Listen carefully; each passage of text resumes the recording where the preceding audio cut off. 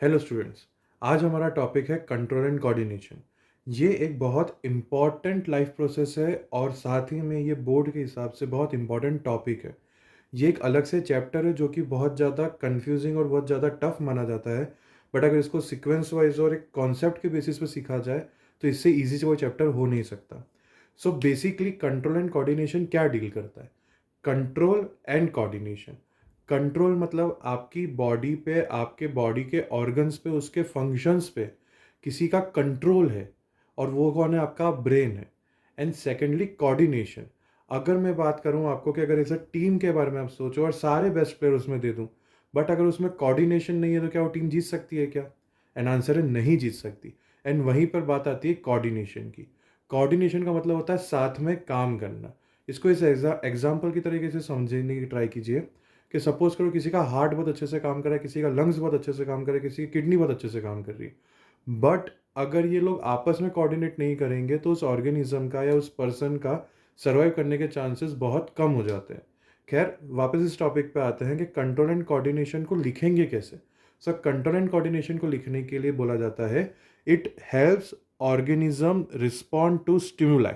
अब स्टिमुलाई मतलब क्या होता है? तो स्टिमुलाई मतलब होता है कोई भी external signal. So it helps organism respond to stimuli and maintain balance in body functions.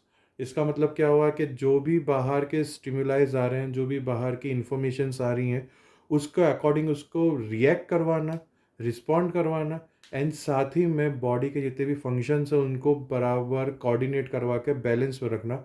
ये किसका जिम्मेदारी आती है? तो एक कंट्रोल एंड कोऑर्डिनेशन की जिम्मेदारी आती है। और अगर हम बात करें कि इसके लिए कौन रिस्पॉन्सिबल है, कौन सा सिस्टम इसके लिए डिप्लॉयड है, तो आपकी बॉडी में जो सिस्टम इसके लिए डिप्लॉयड है उसका नाम है nervous system. Nervous system basically लोगों को लगता है कि सिर्फ दो चीज़ों का बना होता है और कितने लोगों को सिर्फ लगता है कि एक चीज़ का बना होता है, वो है ब्रेन। वो गलत है। रियलिटी में नर्वस सिस्टम तीन चीज़ों का बना होता है: brain, spinal cord and nerve. Brain सबको पता है, स्पाइनल कॉर्ड सबको पता है, नर्व सबको पता है। बट फिर उसके बाद भी इतना नेग्लेक्ट क्यों होता है? उसका मेन रीज़न है कि बेसिक तरीके से हम लोग जब भी नर्वस सिस्टम की बात करते हैं तो नॉर्मली रेफरेंस हम ब्रेन का करते हैं। अब इन तीनों में डिफरेंस क्या है? तो इसको आप एज ए ग्रुप की तरह समझिए कि तीन दोस्तों का ग्रुप होता है अगर बेसिकली। तो तीन दोस्तों के ग्रुप में एक ऐसा होता है जो हर तरीके से इंफॉर्मेशन ला के देता है। कोई भी कहाँ पर कुछ भी किसके बारे में क्या बोला गया, क्या है क्या नहीं, उस सारी इन्फॉर्मेशन ला के कोई देगा या इन्फॉर्मेशन पहुंचाने का काम करेगा, वो एक दोस्त करेगा। तो यहाँ पर इन तीनों की जोड़ी में वो दोस्त है नव। नव का मेनली काम क्या है कि इट कैरी सिग्नल। वो सिग्नल से इंफॉर्मेशन को ले जाता है। अब या है वो ब्रेन से स्पाइनल कॉर्ड, स्पाइनल कॉर्ड से मसल्स, ब्रेन से मसल्स, या रिसेप्टर से ब्रेन के या स्पाइनल कॉर्ड की तरफ ले जाना हो। फिर दूसरा टाइप का दोस्त आता है जो बोलता है कि भाई कुछ भी हो, बिना सोचे समझे काम करने वाला। फॉर एग्जाम्पल, नर्व्स ने किसी को कुछ बोला कि भाई ऐसा ऐसा तेरे बारे में बोला था, बिना सोचे समझे कि भाई पंगा ले सकते नहीं ले सकते, बोला होगा नहीं बोला होगा, सोचे समझे पहले रिएक्ट करना कि चलो मारने चलते हैं। जो ये वाले लोग होते हैं उनको बोला जाता है स्पाइनल कॉर्ड। स्पाइनल कॉर्ड वही है। स्पाइनल कॉर्ड रिफ्लेक्स एक्शन ज़्यादा करता है। रिफ्लेक्स एक्शन मतलब क्या? कि वो जो भी इंफॉर्मेशन आई उसके अकॉर्डिंगली फटाफट जो भी रिस्पॉन्ड देना है, जो भी रिएक्शन देना है वो करवा देगा। एंड लास्ट में आता है सोच समझ के काम करने वाले लोग या सोच समझ के काम करने वाले दोस्त, वो है ब्रेन। ब्रेन को अगर कोई भी नर्व्स इन्फॉर्मेशन देगा तो पहले समझेगा, सीखेगा, पता करेगा कि ऐसा हो सकता है कि नहीं हो सकता है, काम करना चाहिए कि नहीं करना चाहिए, तो वो है ब्रेन। अब एग्जाम में ये तो लिख नहीं सकते इन्फॉर्मेशन लाने वाला, रिएक्ट करने वाला और ऐसा, तो क्या लिखा जाएगा? सो देखिए, मैंने आपको नोट्स में ही ऐसा आंसर बना रखा है कि अगर कभी क्वेश्चन आ जाए कि right a short note nervous system, तो आप इस तरीके से भी लिख के दे देंगे तो भी आपको एक अच्छे खासे मार्क्स मिल जाएंगे। क्या है? सो ब्रेन वाले पार्ट में आता है कि controls body activity, comma, think and analyse. मतलब क्या हुआ कि बॉडी की सारी एक्टिविटीज को कंट्रोल करना, सोचना, जिसको इंग्लिश में थिंक करना बोलता है, एंड एनालाइज करना मतलब समझना कि कैसे क्या काम हो सकता है। सेकंड आता है स्पाइनल कॉर्ड। मैंने अभी बता दिया, डायरेक्ट रिएक्ट करेगा। तो इसको कैसा बोला जाता है कि transmit signal between brain and body. एक तो क्या है कि ये ब्रेन एंड बॉडी के बीच में क्या करता है, सिग्नल्स को ट्रांसमिट करवाता है। और क्या करवाएगा? Reflex action. रिफ्लेक्स एक्शन वही है कि ज़्यादा सोचे समझे बिना सिचुएशन के हिसाब से या मेनली इमरजेंसी के हिसाब से एक्शन करवाना। एंड लास्ट में आता है नर्व्स। नर्व्स का क्या बोला गया है कि इट कैरीज सिग्नल। क्या बोला गया इसको? It carries signal. ज़्यादा बात समझ में आपको आ गई? ठीक है। अब इसमें एक बेसिक इन्फॉर्मेशन है जो शायद तक नहीं पता होगी, तो मैं आपको बता देता हूँ कि जो ब्रेन होता है, ब्रेन को प्रोटेक्ट करने के लिए पास आपके पास एक बोनी स्ट्रक्चर होता है जिसको बोला जाता है स्कल, जिसको बोला जाता है स्कल। एंड स्कल में भी जो एक ब्रेन बॉक्स है जिसके अंदर पर्टिकुलरली ब्रेन रखा जाता है, ब्रेन सेफ रहता है, उसको बोलते हैं क्रेनियम। क्या बोला जाता है उसको? क्रेनियम। एंड वहीं ब्रेन से आगे जाके एक्सटेंडेड वर्जन में निकलती है spinal cord. And spinal cord आपकी रीढ़ की हड्डी से प्रोटेक्टेड रहती है। इंग्लिश में बोला जाए तो स्पाइनल कॉर्ड आपकी वर्टिब्रल कॉलम से प्रोटेक्टेड रहती है।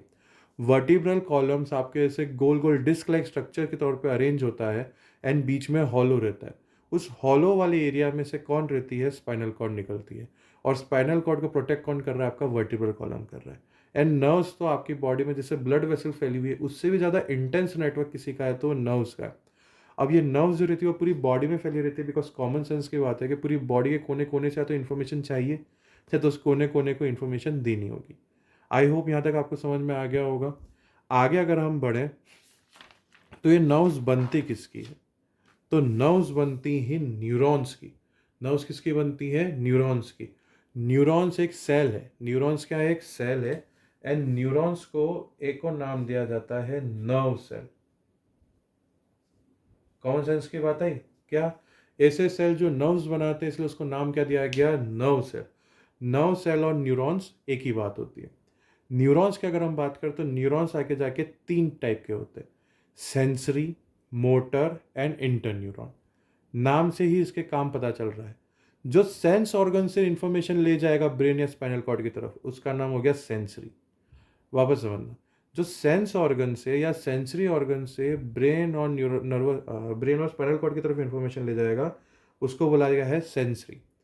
जो ब्रेन और स्पाइनल कॉर्ड से मसल्स, ग्लैंड या to be particular target site की तरफ ले जाएगा इंफॉर्मेशन, उसको बोला गया मोटर।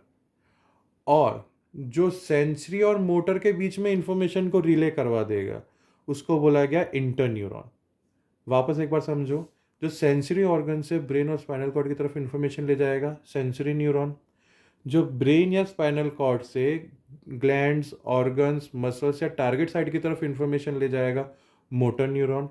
एंड कभी कभी ऐसा भी होगा ना कि इन दोनों को भी इंफॉर्मेशन एक दूसरे को एक्सचेंज करनी पड़ेगी। ऐसे न्यूरॉन्स जो सेंसरी और मोटर के बीच में इंफॉर्मेशन को एक्सचेंज करवा रहे, उनको बोला गया इंटर न्यूरॉन। इंटर का मतलब ही होता है बीच में, और न्यूरॉन का मतलब तो तुमको पता ही है। सो न्यूरॉन्स के बीच में इंफॉर्मेशन को ट्रैवल करवाने वाला, ट्रांसपोर्ट करवाने वाला ऐसे न्यूरॉन को क्या बोला गया? Inter neuron. एग्जाम्पल के तौर पे आप ऐसे भी याद रख सकते हो, इंटर स्कूल कॉम्पिटिशन। दो स्कूल के बीच में होने वाला कॉम्पिटिशन को बोला गया इंटर स्कूल कॉम्पिटिशन। वैसे ही दो न्यूरॉन के बीच में काम कर रहा है, उसको क्या बोला गया? Inter neuron. आई थिंक इतना क्लियर होगा। अब इसी के आगे एक और पार्ट आ जाता है, नर्व्स। अब ये वाला पार्ट क्या है? सेंसरी न्यूरॉन से जो नर्व्स बनी, वो सेंसरी नर्व कहलाई। सेंसरी न्यूरॉन से जो नर्व्स बनी, उनको क्या बोला गया? Sensory nerve. मोटर न्यूरॉन से जो नर्व्स बनी, उनको बोला गया मोटर न्यूरॉन। अब वहीं पे एक चीज़ आती है, यहाँ पे बच्चे कंफ्यूज होते हैं। उनको लगता है कि इंटर न्यूरॉन से जो नर्व्स बनी उसको बोला गया मिक्स्ड न्यूरॉन। ऐसा नहीं है। Sensory and motor, sensory and motor neuron से मिलके जो न्यू नर्व बनी उसको बोला गया है मिक्स्ड न्यूरॉन। बात समझ में आई? सेंसरी न्यूरॉन से बनी हुई nerve sensory neuron, motor neuron से बनी हुई motor nerve, sensory and motor neuron से मिलके बनी हुई नर्व मिक्स्ड नर्व। ठीक है। सेंसरी नर्व क्या होगा? तो सेंसरी नर्व जो है वो सेंसरी न्यूरॉन्स में होगा, और वो मतलब यानी कि सेंसरी ऑर्गन्स से इंफॉर्मेशन ब्रेन की तरफ ले जाएगा। इसका एक एग्जाम्पल है ऑप्टिक नर्व। ऑप्टिक आई से रिलेटेड बात है, और आईज क्या करेगी? तो विजन को सपोर्ट करेगी, तो आईज एंड विजन लिखा हुआ है। मोटर का है फेशियल नर्व। फेशियल मसल्स को जो कंट्रोल करेगी उसको बोला गया है फेशियल नर्व। और एक बहुत कॉमन बीमारी जिसको बोलते हैं साइटिका। तो साइटिका क्या होता है कि उसमें लेग्स की मसल्स में उसमें दर्द होता है बहुत ज़्यादा। तो कौन सी न्यूरॉन नर्व उसके लिए रिस्पॉन्सिबल है? तो मिक्स्ड नर्व का एक टाइप है जिसका नाम है साइटिक नर्व। साइटिक नर्व जो रहती है वो लेग्स के मूवमेंट और सेंसेस को कंट्रोल करती है।